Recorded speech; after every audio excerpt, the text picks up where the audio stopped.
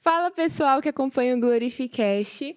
Hoje nós estamos aqui para mais um episódio de Vanguarda versus Atualidade. Eu sou a Késia. Eu sou a Maísa. E eu sou o Vinícius. E hoje nós trouxemos uma convidada super especial, a irmã Maria Pinheiro. E a gente já vai começar aí com uma primeira pergunta de apresentação. Irmã, fale um pouquinho sobre a senhora, se apresente. Meu nome é Maria José Pinheiro Domingues, sou casada, tenho filhos, noras, netos e congrego na igreja desde que eu me entendo por gente. E fui batizada em janeiro de 1963. Sou corista e sempre congreguei nessa igreja. Eita, Maria, já são quantos anos, então, congregando aqui? 64, 65 anos. Eita, praticamente começou junto com a igreja, né? Porque a gente vai fazer 70 anos, acho que daqui uns 2 anos, né? Algo assim, a igreja. Então, hoje vai ter muita história aqui pra gente. Meu pai se converteu em 1959. Ele foi batizado em julho de 59. Então, ele trazia a gente para a escola dominical. A igreja não era nem na Rua Luiz Bernardo ainda, era na Rua Limeira, no Salão do Japonês, que existe até hoje o salão.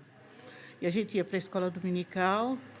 Detalhe, a gente vinha a pé do Zaira até lá, para lá da estação, perto do Nitsuka, ali perto da Clínica Chá. Então, a gente assistia a escola dominical, voltava para casa, e depois, à noite, a gente ia para o culto, que o ensaio das crianças eram 6 horas. Então, a gente ensaiava e depois o culto começava às 7h30. E, desde então, a gente sempre participou. E, naquele tempo, só existia ou criança ou adulto. Não existia adolescentes, não existia mocidade. Você era criança ou você era adulto. E a gente começou a participar bem pequena ainda. Para vir para a igreja, os irmãos faziam assim. Tinha uma irmã lá no fundo do Zaira, que chamava Irmã Conceição. Aí ela saía de lá da casa dela, passava na casa do irmão Arnaldo, vinha, juntava o pessoal do irmão Arnaldo, passava na casa do pastor Justino, via o pessoal do pastor Justino, passava na casa do irmão que chamava Sebastião, que é onde ele morava ali onde é a Casa Bahia do Zaira hoje. Aí passava na nossa casa, que nós morávamos perto do SESI, do Zaira, e a gente vinha todo mundo, aquele monte de gente, com as crianças todas pequenas, para participar do culto. E, na volta, a mesma coisa. A gente vinha andando devagarzinho, todo mundo junto. Sempre a pé. Não existia asfalto, não existia... O ônibus era muito raro e muito caro, a gente não podia pagar. Então, nós íamos bem devagarzinho e voltávamos bem devagarzinho para a igreja. Nossa, todos os irmãos juntos. Todos os irmãos juntos. Caramba. Quando tinha criança pequena, no caso, a minha irmã mais nova, a Inês, que já faleceu, ela era pequenininha, né? Então, os irmãos carregavam ela no colo. Tinha o irmão Justino, carregava. Tinha um irmão que se chamava Francisco Chagas, também carregava a Inês. E a gente vinha bem devagarzinho andando. E, às vezes, era frio, às vezes chovia, tinha barro, mas, mesmo assim, a gente ia para os cultos. Que bênção. Nossa. Uma grande tradição, né? Porque eu mesma moro do lado ali, e aí, às vezes, eu me atraso demais. Não, é uma verdadeira comunhão entre os irmãos, né? Sim, hoje, o irmão é vizinho do outro, mas cada um vem no seu carro. Às vezes até cabe num carro só, mas não tem comunhão nenhuma, né? É bem Não, inspirador. carro, o pessoal da igreja não tinha carro. Não, eu digo hoje, hoje tem carro. 2 pessoas que moram perto, mas não tem essa comunhão de chegarem juntos na igreja e um ir com o outro, né? Igual tinha na sua época. Muito legal. E até também a questão do conforto que a gente tem hoje, né? A gente tem o carro, por exemplo. A maioria das pessoas hoje tem carro. E, às vezes, tá chovendo. Não vou na igreja, não. Tá chovendo. Mas ela tem um carro para usar como transporte para vir à igreja, né? Então, também dá para ver essa diferença, né? De antigamente para hoje, né? Era bem diferente. E o máximo que tinha, quando o irmão tinha bicicleta, era muito chique, né? Quando teve uma época que meu pai, que foi pioneiro na igreja, ele comprou a bicicleta e o pastor Cecílio de Oliveira também comprou a bicicleta. Então, era muito chique. Eles atendiam o trabalho com muito conforto, que eles iam de bicicleta. Era o conforto que eles tinham. E a gente ia para os cultos, culto das casas, né? Para atender os irmãos, saía do Zaire, ia para o Parque das Américas a pé, ia para Santa Cecília a pé, ia para o Quarto Centenário a pé. A gente não tinha outra condição, tinha que ir andando para até chegar no culto. E meu pai, todos os dias ele tinha culto em alguma casa. Quando não tinha culto nas casas perto de casa, o culto era longe, ele tinha que ir dirigir o culto, porque na época era ele, o pastor Jaime, o pastor Cecílio e o irmão Jaime, que eram os 2 presbíteros e o pastor, que trabalhavam na obra.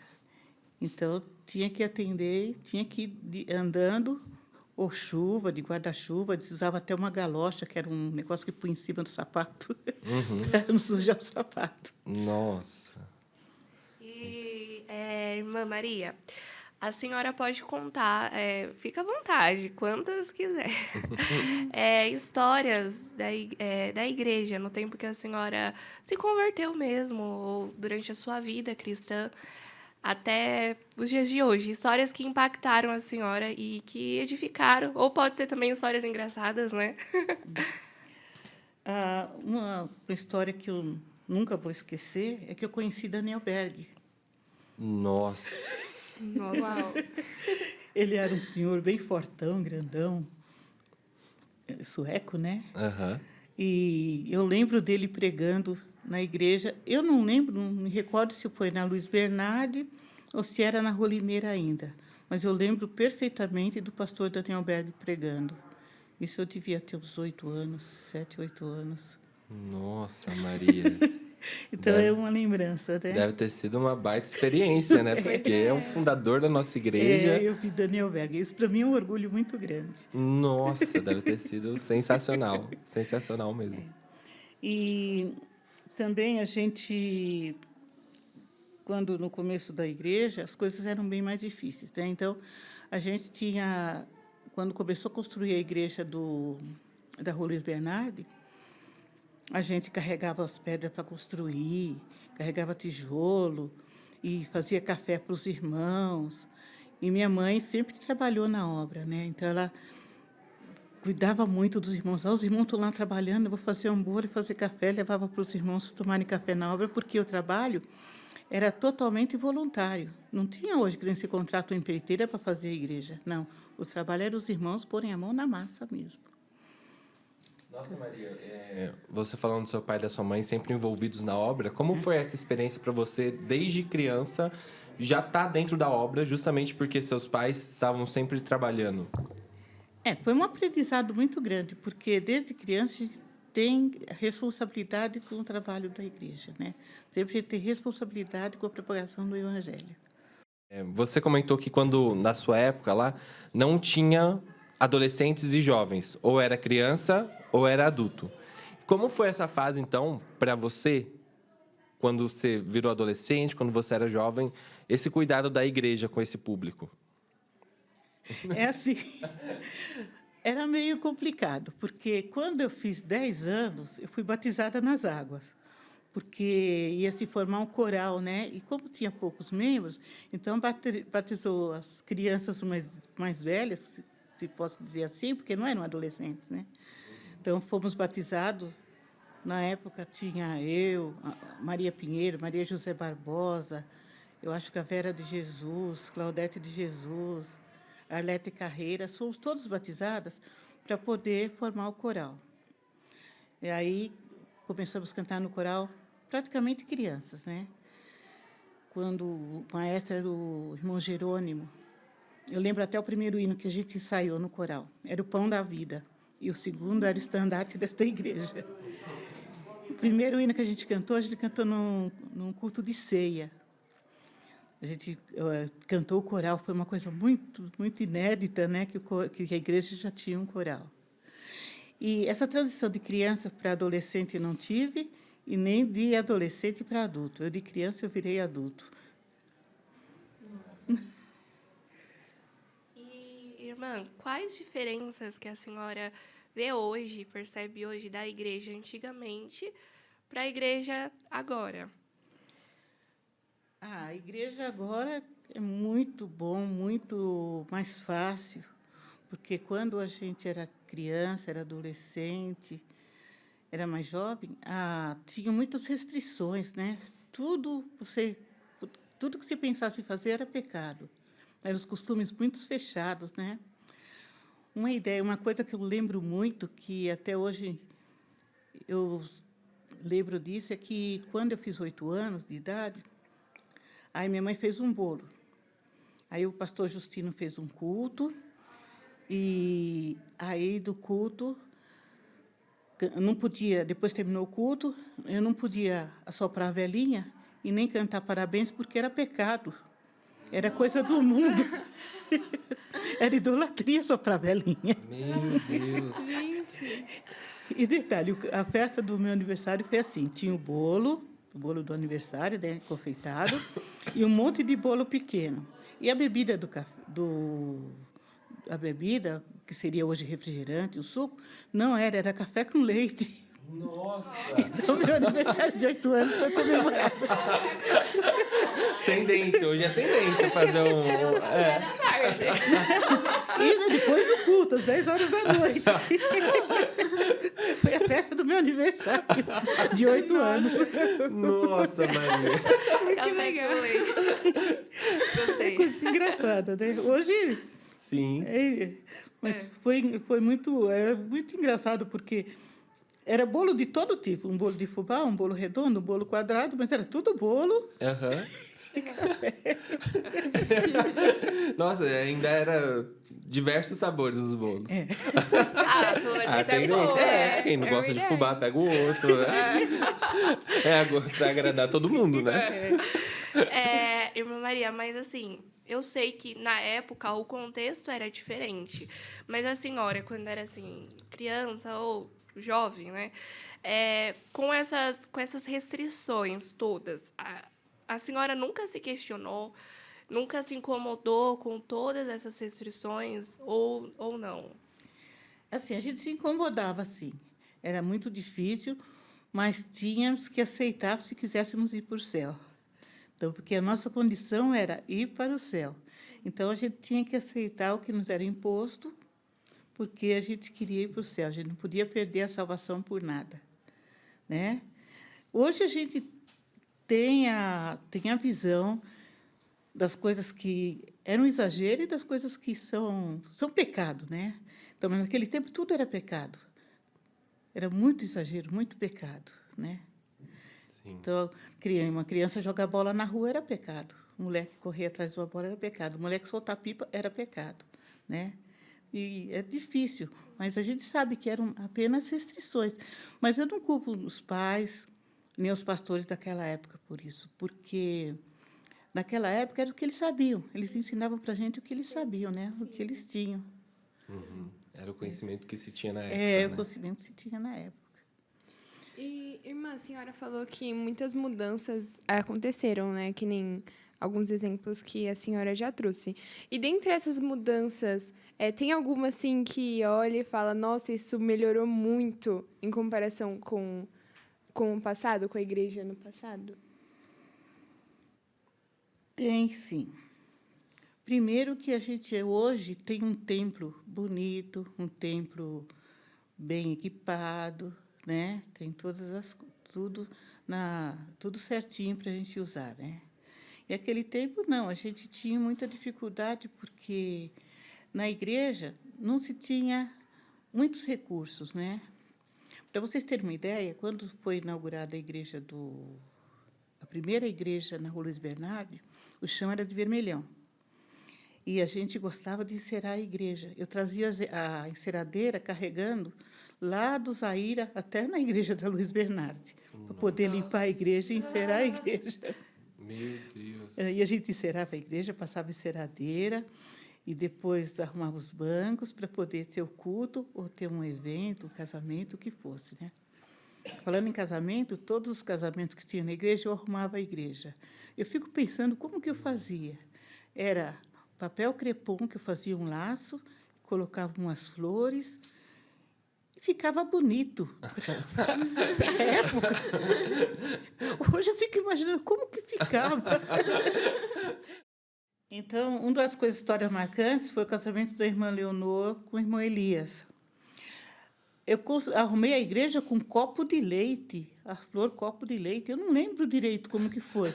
Como que você amarra um copo de leite com fita de papel? E disseram que ficou bonito, só que eu não quero nem ver fotografia. Né? Importante é o que falar, né, Maria? Depois desse. E arrumei a igreja também para o... Não sei se vocês conheceram um diácono que era mudinho. Tinha o diácono que ele era mudo. Ele casou com a irmã Lourdes.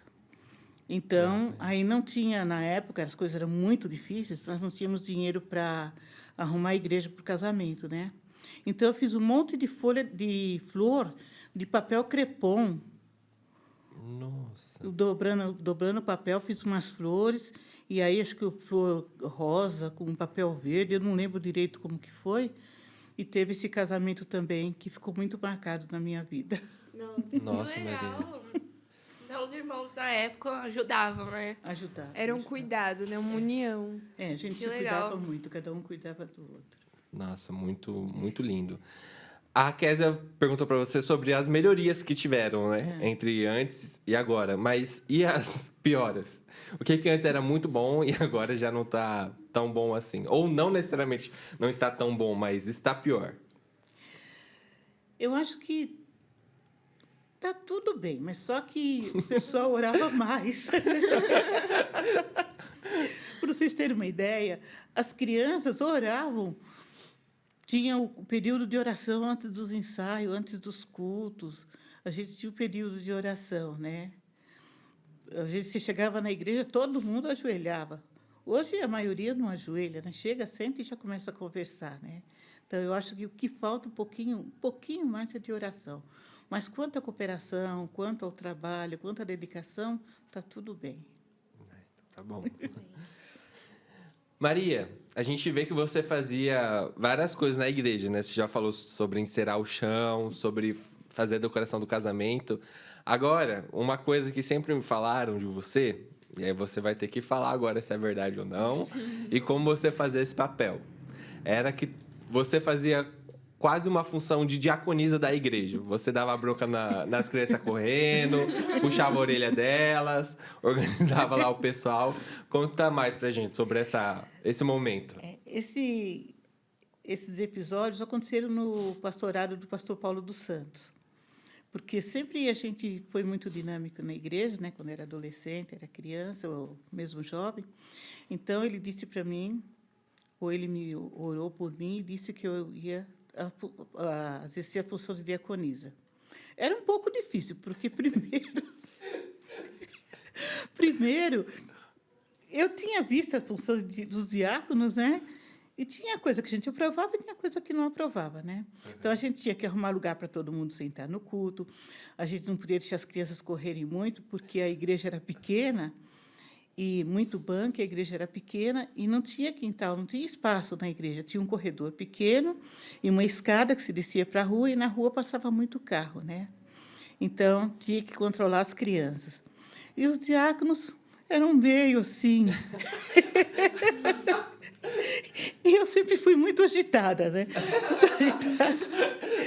E eu queria que eles fossem como eu. Naquele tempo eu achava que todo mundo tem que ser agitado, tem que ser a 200 por hora. E não era. Mas a gente trabalhou muito. Dos congressos, nas campanhas, dos seminários. A gente trabalhou muito.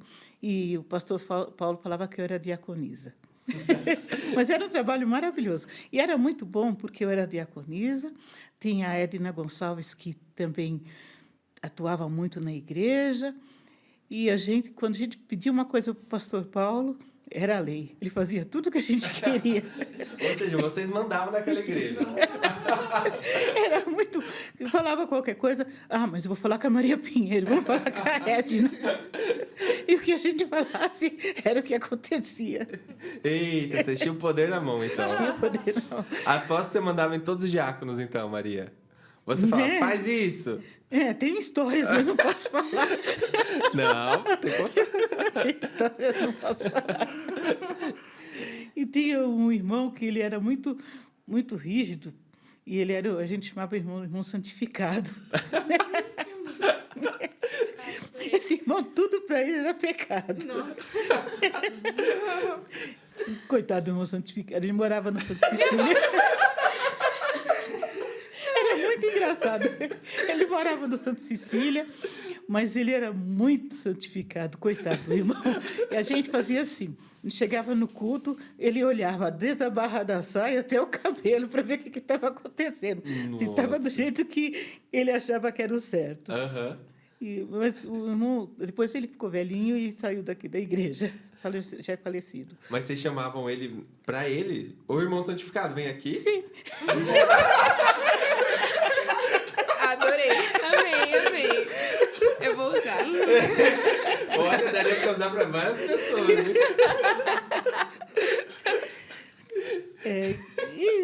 Esse episódio engraçado também, um dia eu pintei a unha com um esmalte bem clarinho, roxinho, né? E fui lá para a porta da igreja. Aí chegou um irmão, olhou, você está com a unha pintada? Eu falei, estou. Aí ele pegou, foi lá e falou, Pastor Paulo, a Maria Pinheiro está lá na porta recebendo as pessoas com a unha pintada. Aí o pastor Paulo falou assim, vai lá, chama ela e vem junto. Aí o pastor Paulo chamou o irmão foi junto comigo lá. Ó, pastor, a unha dela. Eu fiz assim, aí o pastor, olhei, mostrei a unha, pastor falou assim, ó, Maria, você tira esse esmalte porque o irmão está pecando por causa da sua unha. Meu Deus. Nossa. O pecado não era a minha unha, o pecado era o irmão que estava pecando por causa da minha unha.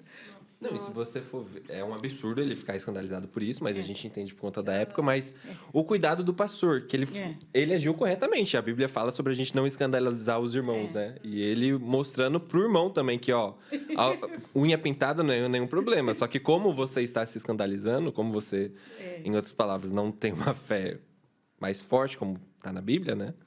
Nossa, admirado com a atitude do pastor. Muito boa. E a senhora A senhora foi diaconisa por quanto tempo? Foi muito tempo? O tempo que o pastor Paulo ficou em Mauá. Depois, quando mudou, que veio em seguida, acho que veio o pastor Marcelino, né? Teve outro pastor no meio, depois o pastor Marcelino. Aí foi a época que eu casei, aí eu saí. Mas antes disso, nós trabalhamos no congresso, no primeiro congresso, preparados para a última conquista.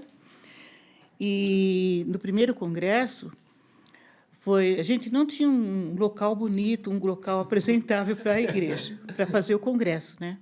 Nem um local que coubesse todo mundo. Então, nós conseguimos a cerâmica, onde hoje é o Poupatempo, por ali. Ou mais para cá, não lembro direito onde que era.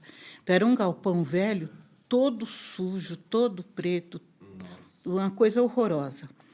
Aí nós entramos lá dentro, o pastor Paulo falou assim, o congresso vai ser aqui, vocês arrumam. E eu era da equipe da decoração. Então, tinha que limpar e decorar o ambiente. Aí estudamos, ficamos acho que uns 2 meses lá dentro, tentando, arrumando lá. Pintamos ele todinho com cal em volta. Depois fizemos os desenhos na parede e tinha que ser um pintor que fizesse os desenhos. E a gente não tinha um pintor na igreja que fizesse. Então, eu achei um bêbado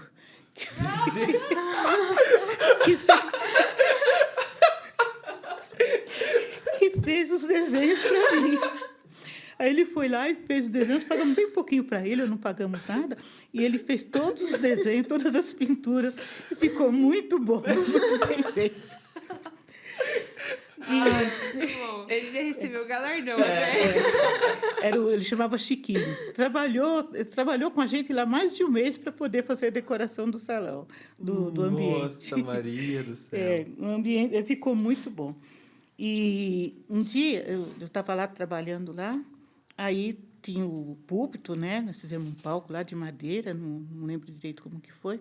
Sei que eu estava pondo um ornamento em volta, aí eu ajoelhei no chão. E nisso estava o pastor Gesiel Gomes e o Napoleão Falcão. E, naquela época, o pastor Paulo achou que eu queria casar. Aí falou assim, aí ele falou para o Napoleão Falcão, vai lá e ora, fala para ela, põe a mão na cabeça dela, fala para ela que ela não vai casar nunca mais. Aí eu fiquei olhando para ele, né? Eu repreendia na hora. Mas foi engraçado que depois o outro pastor veio, pôs a mão na cabeça e desorou. Eu quebro a oração anterior. Foi muito engraçado. Aí passaram-se um ano e meio, 2 anos, eu casei. Nossa. A segunda oração fez efeito. Só fez efeito. Foi muito engraçado aquele dia. Eu fiquei assustada. E foi um trabalho muito bom. Trabalhou nessa decoração a mãe do Sancler. Nossa. A mãe do Sancler foi uma costureira muito boa, que nós costuramos em cima do telhado, como não podia fazer reforma, nós forramos todinho com tecido. O pastor José Peruzin foi para São Paulo e trouxe uns rolos de tecido, tinha mais de 500 metros de tecido. Nossa. E nós fizemos um forro todinho de tecido, e na frente todo encortinado. Ficou muito bonito, muito bom. Pena que eu não tenho foto. Nossa, eu imagino quando o congresso começou a se realizar, acho que a felicidade de vocês por saberem que trabalharam lá 2 meses pro congresso acontecer, né? Deve ter sido bem legal. A irmã Germana de Jesus, a mãe da Raquel e da Vera de Jesus, da Claudete, ela costurou os vestidos das bandeiras, das meninas que levaram as bandeiras. Uhum. Então, foram todos os estados, mais algumas bandeiras, mais ou menos 30 vestidos. Nossa! Era um vestidinho branco, com 3 sainhas, era muito bonito. E as bandeiras a gente pegou da Câmara ou da Prefeitura, que eles emprestaram para a gente. Na época, o prefeito era o Amaury Fioravante, e ele era muito participativo também. E a decoração com plantas, com as coisas, a dona Carlota, que era a primeira-dama de Mauá, ela ajudou a gente para fazer isso. Caramba! Era uma coisa muito boa. Eu imagino que, para a época, para a cidade também deve ter sido um evento, né? Um evento para a cidade inteira, porque... Foi um evento muito marcante. E dos dias da Bíblia, de comemorações assim, a gente fazia desfile. Então, a gente saía com a banda na frente e os irmãos tudo atrás, até a Praça 22 de Novembro, para fazer os cultos. Então, era o culto, ou vinha até a Praça da Bíblia, a banda tocando e a gente tudo atrás, andando atrás da banda. Era desfile, era muito chique na época. Todo mundo parava para olhar. E outra coisa marcante também é a festa de Natal. A nossa festa de Natal não era igual hoje, que a orquestra toca, o coral canta e está feita a cantata, a festa de Natal. Nossa festa de Natal era com poesias. Aí começava, as crianças declamavam a poesia, depois as crianças maiorzinhas, os adolescentes, e depois a mocidade, que na época já tinha um pouquinho de divisão, né, de mocidade. E a gente fazia as faixas para colocar umas faixas assim, igual faixa de Miss. Uhum. A gente escrevia Jerusalém, Betânia, todas as cidades, eram as 10 cidades, e cada um recitava uma poesia. Nossa. Outra era a Estrela e a Manjedoura, tinha poesia. Minha mãe e o irmão Antônio Guilherme, que era tesoureiro, que hoje congrega no Zaira, eles recitavam uma poesia que era Simeão e Ana, contavam sobre a apresentação de Jesus. Era coisa muito, muito, muito artesanal, mas muito prazerosa de se fazer. Nossa, eu imagino. Era muito bom. Maria, eu imagino que você viu os primeiros congressos de mocidade e tudo mais. Falavam que tinha bastante congresso no ginásio, né? Poliesportivo também. Queria que você falasse um pouquinho mais sobre esses primeiros congressos, as primeiras experiências. O primeiro congresso foi o mais marcante, né? Porque, não sei se foi porque eu trabalhei mais, né? Mas os outros também foram marcantes. Era o pessoal dos Gonçalves, né? Roberto Gonçalves, Edna Gonçalves, o pessoal do pastor Joaquim Marcelino, que fizeram os congressos, faziam no ginásio de esportes. E lá também tinha que ser preparado o ambiente, tinha que se fazer o púlpito, tinha que se fazer a decoração, tinha que levar as cadeiras, arrumar de algum modo as cadeiras, como aconchegar o pessoal, como receber o pessoal. Era muito trabalho. Hoje está mais fácil, hoje a gente já tem a sala pronta, né? Aham. Só chegar e cultuar. E no tempo do pastor Paulo, a gente tinha muita viagem também. Então, a gente viajava para as outras igrejas, né? A minha irmã conta que uma experiência que ela teve foi na viagem de Corumbá. Tem duas experiências interessantes. A primeira é que o pessoal foi de ônibus, né? 2 dias, 3 dias, ônibus lotado. Com, não sei se era mocidade, se era todos os irmãos. E o irmão Marcos da Silva, o irmão do Edivaldinho, no caminho lá no Pantanal, ele achou um jacaré morto. Meu Deus. Aí ele pegou e quis tirar fotografia com o jacaré. Levantou a cabeça do jacaré e ficou segurando para tirar foto. Aí tirou foto. Depois ele soltou de uma vez o jacaré. O ônibus teve que sair correndo todo mundo muito depressa, porque ninguém aguentava o mau cheiro, porque o jacaré já estava em decomposição. Meu Deus. Aí foi uma experiência muito, muito terrível que eles tiveram. E a outra experiência diz que o culto, isso é a minha irmã que conta, que o culto foi maravilhoso. Ela disse que deve ser o culto igual no dia de Pentecostes. Diz que foi o poder de Deus, foi muito grande lá em Corumbá. E essa experiência da minha irmã. Nossa. E tem também a experiência das vigílias, né? A gente ia para a vigília. E, na vigília, a gente tinha uma casa que a gente chamava Irmã Ana do Morrinho. Era uma irmã que morava ali onde... em frente ao Poupatempo, depois do rio. Aham. Aí tinha a casinha da irmã lá. A gente chegava às 7h30, 8h, tinha o culto. Depois, a gente dobrava o joelho às 9h. Aí ia levantar só, orava até meia-noite. Aí, depois, tomava café. Era café com bolacha. Minha irmã disse que não era muito gostosa a bolacha, não, mas eu não lembro. A gente tomava café com bolacha ou mandioca, né? E depois a gente ajoelhava de novo e orava até às 4h.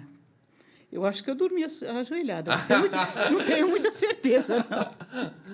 Nossa. E a minha mãe, ela falava assim, não, eu não vou ficar com as crianças pequenas, né? Porque as crianças pequenas...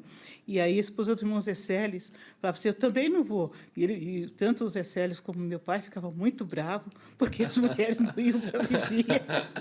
Elas queriam ficar com as crianças pequenas, ficavam descansando, é claro. Então, e as vigílias eram oração, orar a noite inteira. Nossa. Não sei como que a gente conseguia, né? Mas tinha que ir. Eu acho que eu dormia ajoelhada, não tenho muita certeza, não, né? O que vale é a intenção. A intenção era boa. Ó, se o irmão certificado estivesse vivo e estivesse ouvindo isso, ele ia ficar, ó... Muito bravo. Ia te ligar, mandar um zap. E tinha também, nós tivemos a venda de revista Seara, que o pastor Paulo teve... A Casa Publicadora lançou uma campanha e quem vendesse mais Seara, mais revista Seara, uma revista muito boa que tinha da Assembleia de Deus, iria para Israel. E nós abraçamos a causa. O pastor Paulo queria ir para Israel. E nós começamos a vender a revista. Vendíamos revista em todo São Paulo. Nós fomos para Piracicaba, para Sorocaba, para o litoral. Sei que a gente andava... E, muitas vezes, a gente não tinha carro para ir, porque... Era muito pouco carro na igreja, né? A gente ia de ônibus mesmo, pagávamos a nossa passagem e íamos vender a revista. Em um desses episódios, quando nós fomos para, eu acho que é para Piracicaba, nós fomos com um carro num irmão, eu não lembro o nome dele agora. E esse irmão, ele era mais ou menos convertido.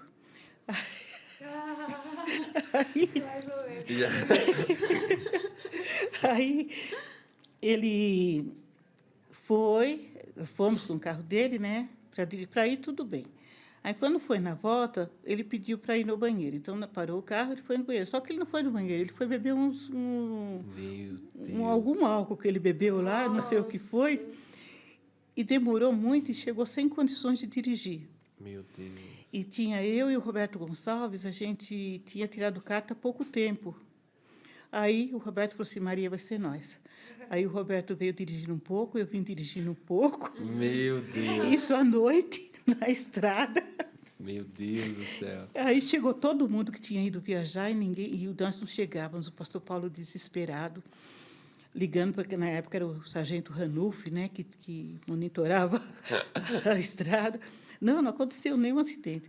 Sei que o pessoal chegou lá em volta de meia-noite, 1h da manhã, nós íamos chegar quase 3h da manhã. Meu Deus. Eu e o Roberto Gonçalves e o... Chamava Joel, o irmão, agora eu lembrei.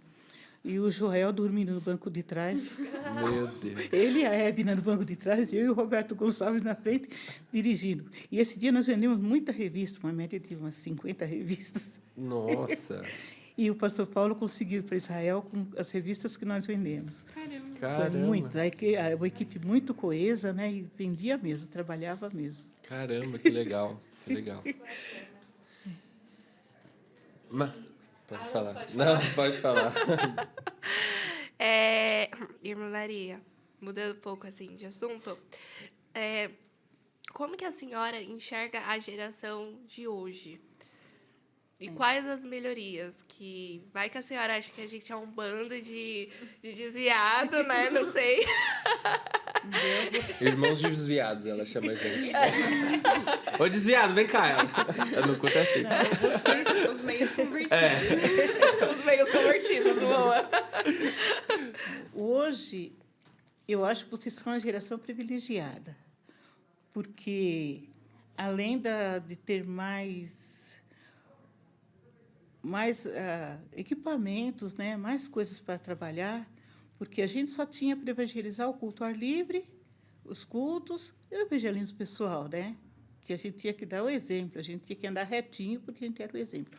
Hoje vocês têm a mídia, tem internet, tem um monte de coisa que vocês podem usar, né? Eu acho que está tudo bem, o esforço de vocês é muito válido, né? Vocês estão plantando semente, porque, no futuro, quando vocês estiverem com 70 anos, igual eu hoje, aí alguém vai contar a história de vocês. Né?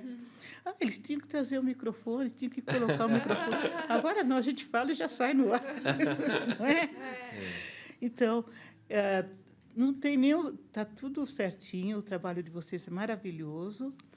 E a única coisa que eu acho um pouquinho esquisito, diferente, né? É que o pessoal não ora muito, né? Pelo menos é o que a gente vê, né? Não sei se deve orar em casa, deve orar sozinho, né? Será? Mas o que falta, que eu acho que só um pouquinho mais de oração, e o resto está tudo bem, o empenho de vocês, o trabalho é maravilhoso, tá? O comprometimento, né? E não é fácil, o jovem trabalha a semana toda, estuda, e chegar no domingo de manhã está na escola dominical, chegar no sábado de manhã está na igreja, é bem custoso, né? Mas está muito bom o trabalho de vocês, maravilhoso, e eu sinto um prazer imenso de poder estar compartilhando isso com vocês. De estar também participando, né, desse trabalho. Prazer é nosso, prazer é nosso. Mas calma que não acabou ainda não, Maria. Calma, respira. Uma coisa que eu fiquei interessado em saber um pouquinho mais é que eu, pelo menos, já ouvi falar bastante da Sede Velha, que é da Luiz Bernardi, né? Porque na época da Sede Velha, mas tem a Sede Velha da Velha, que você falou da Rua Limeira, né?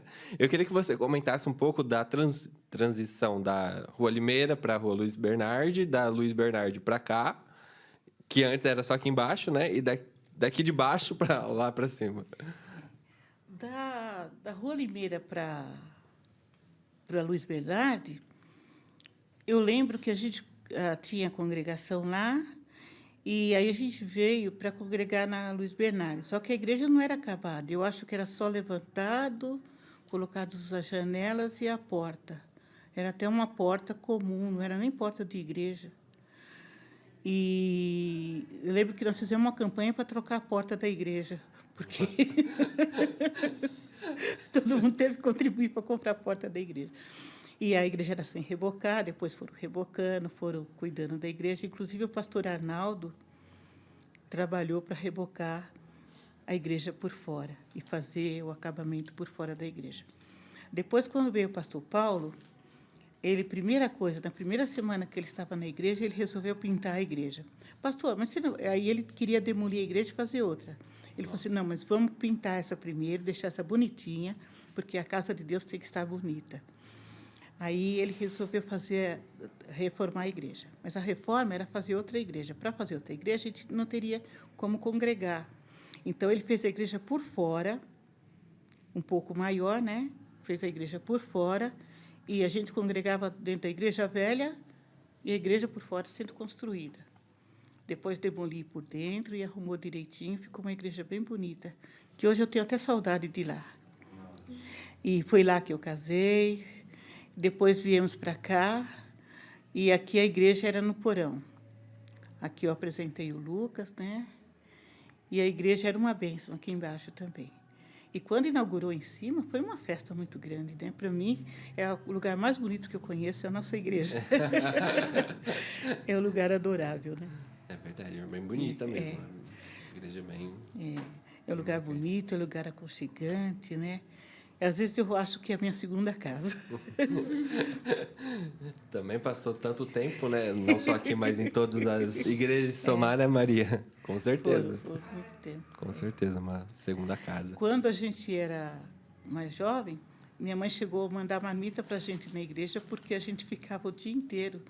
Tinha coisas para fazer na igreja, eu ia para a igreja de manhã e só voltava à noite. Nossa. Era muito bom. Você acha que esse prazer em servir que vocês tinham antes é o mesmo que se tem hoje? Tipo, igual você falou de... Não, precisa encerar. Não, pega a enceradeira lá do Zaira, vem andando até aqui, ficar o dia inteiro na igreja fazendo o que tem que fazer. Você acha que hoje ainda se tem esse prazer em servir como se tinha antes? Tem. Só que os jovens têm mais força, né? Eu vejo irmãos que chegam cedo, fazem. Apesar que hoje ocupa-se muita mão de obra paga, né? E aquele tempo não, era tudo voluntário. E os irmãos eu, no caso, e os irmãos mais idosos, não têm mais aquela força. Eu passei um dia na igreja, acho que há 15 dias atrás, no outro dia eu estava toda cansada, né? Toda quebrada.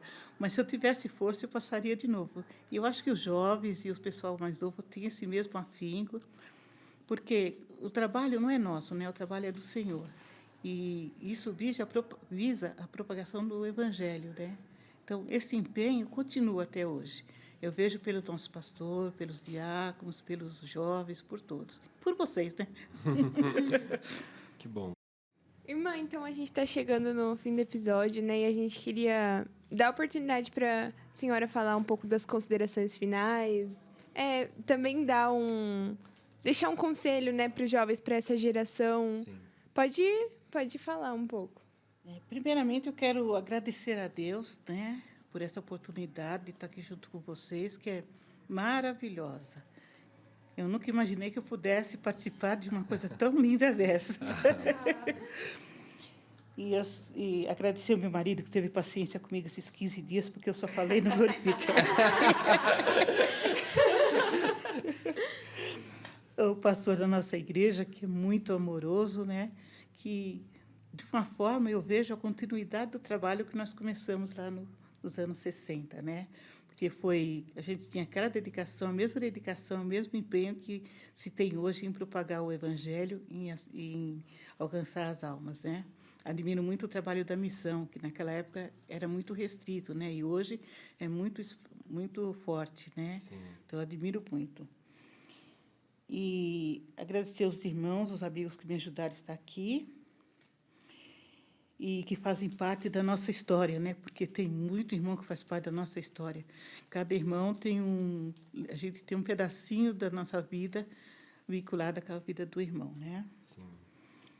E agradecer a todos e ao pessoal do Glorificaste, porque foi maravilhoso. Nós que agradecemos, é um privilégio. Gostei demais, foi muito Verdade. bom.